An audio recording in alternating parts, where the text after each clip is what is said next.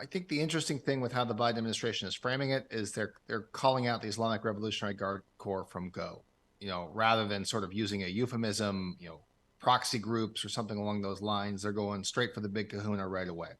I think that's meant to signal, as well as the size, right? In previous instances, they were smaller amounts of airstrikes, and this time I think the number they put it at was 30.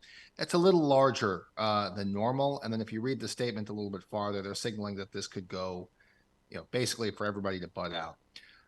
The idea is that, the Iranians themselves from the beginning, they've been talking a lot, but they've been playing by, like, they're not nice rules. We're not exactly playing dodgeball out here, but they're playing by the rules of the escalation ladder that have been in place with the Israelis since 2006, and it appears with the Americans that have been in place basically since the 2010s.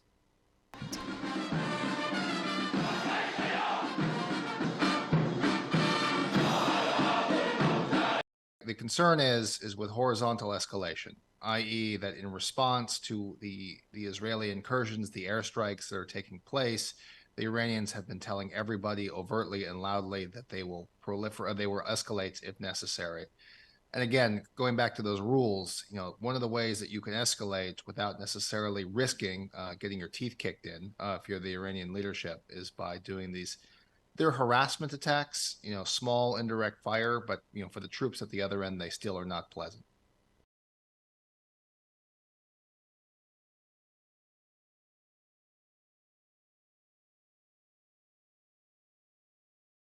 The reason why I give credence to the fact that the Iranians may have been caught off guard is the very same reason that we didn't see the types of indirect fire attacks that we're seeing now. They had de-escalated the situation in line with the widely reported discussions with the Biden administration around the prisoner swap.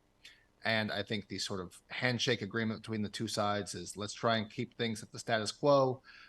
Let's release hostages. And in exchange, the United States is essentially paying Iran with its own money for behavior that it likes. Obviously, fast forward after 10/7, and things have sort of gone sideways.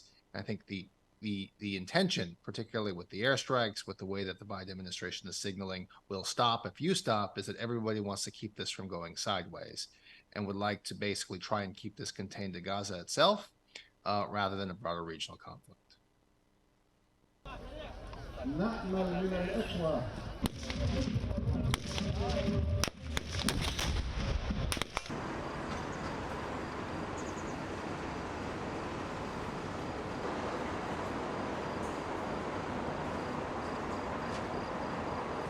If I had to guess, right, is that both sides, the Israelis and the Iranians, don't actually want to break the rules. Why? Because the Israelis are going to need that manpower down in the south for when they invade Gaza. Whatever you think of the invasion, the Israelis keep telling us they're going to invade, so I just tend to believe leaders when they say things. And there's 360,000 reservists. They're going to need a lot of them down south, and I don't think they want a two-front war.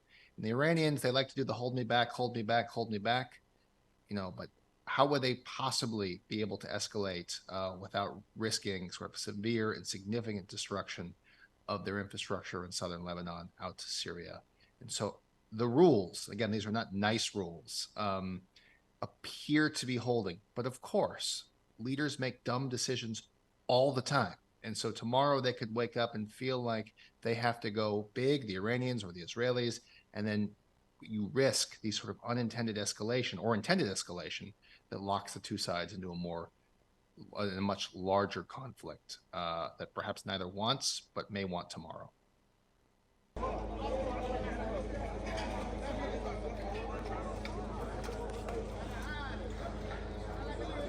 يا عم اصبر شويه ما تفتيش انت ارجع لورا ارجع لورا خلينا نعرف الشغل شغلهم في بنت صالح الاغا.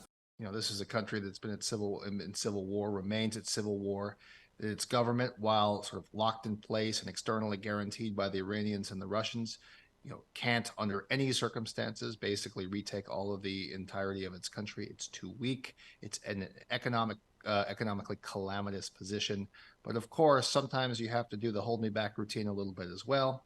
And so they may try and bandwagon or hide behind somebody and say, I'll try and punch you in the nose so long as you just sort of play by the rules. And so My guess is that they want to stay as far away from this as possible while doing the bare minimum to sort of fly the flag of the axis of resistance.